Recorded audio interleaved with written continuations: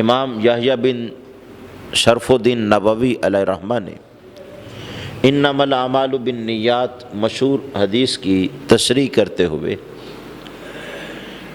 عباد کی یعنی بندے جو اللہ کی عبادت کرنے والے ہیں، اس کی پوجا کرنے والے ہیں، اور جو محمود ہیں ان کی 3 اقسام بیان کی ہیں۔ جن کی عبادت اکارت ہو گئی یا عبادت کرتے ہی نہیں یا کافر ہیں، وہ سب الگ ہیں۔ وہ لوگ جو عبادت کے بعد مستحق اجر ہیں اور اچھے ہیں، ان کی بھی 3 اقسام بیان کی ہے اور سبق دیا ہے ایمان والوں کو کہ تم بہتر سے بہتر راستے کو اختیار کرو۔ کا ایک وہ لوگ ہیں جو عبادت کرتے ہیں اس لیے کہ عذاب سے بچ جائیں۔ اللہ رب العزت جل وعلا نے قرآن میں بار بار دوزخ سے بچنے کا حکم دیا ہے۔ وہ لوگ قابل تعریف ہیں، محمود ہیں، پسندیدہ ہیں رب کے، لیکن ان کی عبادت غلاموں جیسی عبادت ہے۔ کا دوسرے وہ لوگ ہیں جو جنت کی خواہش میں عبادت کرتے رہتے ہیں۔ یہ لوگ قابل تعریف ہیں، محمود ہیں، رب نے اس کا حکم دیا، بار بار ابارا اہل ایمان کو ایسے اعمال کے لیے جن پر جنت واجب ہو، اور اس کی ترغیب دی، اس کی دعوت دی، اس کی طرف بلایا۔ ایسی عبادت کرنے والے بھی اللہ کے پسندیدہ ہیں، لیکن ان کی عبادت تاجروں والی عبادت ہے، عبادت تجار ہے۔ فرمایا تیسرے وہ لوگ ہیں جو اللہ کی عبادت خالص اللہ کے لیے ہو کے کرتے ہیں اور مطمع نظر اور کچھ بھی نہیں ہوتا۔ یہ عبادت مخلصین کی عبادت ہے۔ آگے اس کی وضاحت کی کہ پہلے جو کہا کہ دوزخ کے عذاب سے ڈر کے جو عبادت کرتا ہے یہ غلاموں والی عبادت ہے۔ غلام ملازم اس لیے کام کرتا ہے کہ اگر میں نے نہ کیا تو مجھے سزا ہوگی، مجھے کام سے نکال دیا جائے گا، لہذا اگر اس کے خانہ ذہن میں یہی بات غالب رہے اور اسی لیے لگا رہے اور اس لیے عبادت کرے کہ دوزخ سے بچ جائیں، قابل تعریف ہے یہ بھی عبادت، لیکن یہ پہلا درجہ ہے عبادت گزاروں کا۔ فرمایا دوسرا درجہ تاجروں والا ہے۔ اس کی غرض ہوتی ہے کہ عبادت کریں گے جنت ملے گی، یہ اللہ کو پسندیدہ ہے۔ رب نے بار بار جنت اور اس کی نعمتوں کا تذکرہ کیا، ایسے بندے پر رب راضی ہوتا ہے، لیکن اس کی عبادت کا طریقہ تاجروں والا ہے۔ جو بزنس مین ہوتا ہے، تاجر ہوتا ہے، وہ کہتا ہے کچھ دیں تو بدلے میں کچھ لیں، لین دین دونوں چیزیں ہوتی ہیں، بیع و شراء ہوتا ہے۔ وہ اپنا فائدہ سوچتا ہے کہ اس کام میں مجھے فائدہ یہ کرنا ہے، اس میں کم فائدہ ہے تو زیادہ فائدے والا چناؤ کرنا ہے۔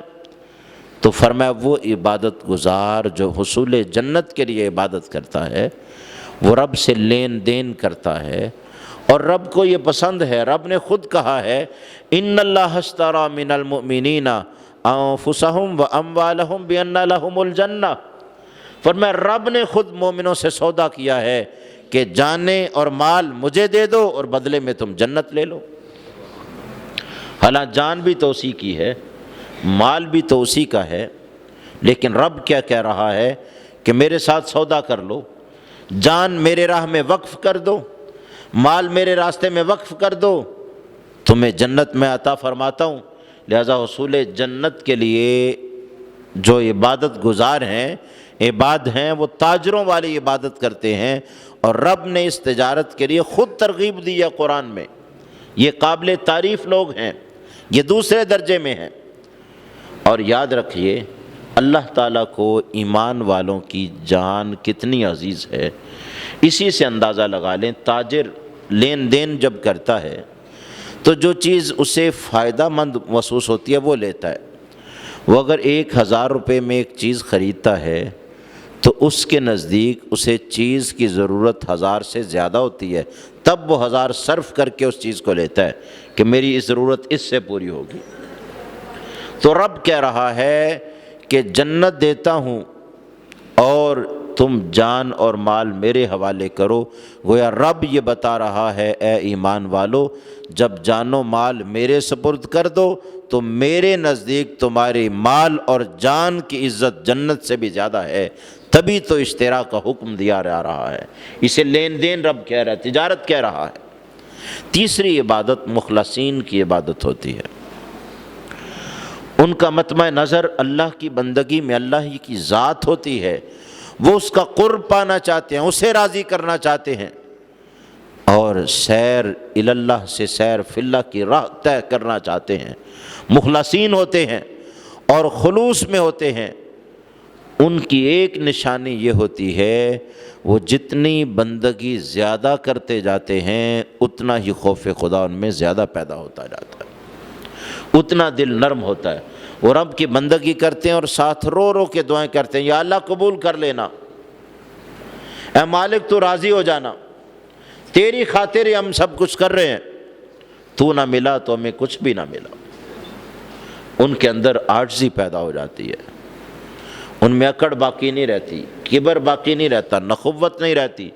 وہ جتنا زیادہ اللہ کی بندگی کرتے ہیں اتنا زیادہ جھکتے جاتے ہیں۔ یہ عبادت مخلصین کی عبادت ہے، اور یہی وہ مخلصین ہیں جن سے اللہ نے جنہیں شیطان کے چنگل سے بھی محفوظ کیا۔ قرآن زبان حال سے بیان کرتا ہے، جب شیطان کو مردود کیا گیا اور عمدہ بارگاہ ہوا، اس نے قسم اٹھا کے کہا فَبِعِزَّتِكَ لَأُغْوِيَنَّهُمْ أَجْمَعِينَ، اے اللہ مجھے تیری عزت کی قسم، میں ان سب انسانوں کو گمراہ کر دوں گا۔ تو نے آدم کی وجہ سے مجھے اپنی رحمت سے دور کیا، اولاد آدم کو میں بہکا دوں گا، تجھ سے دور کر دوں گا۔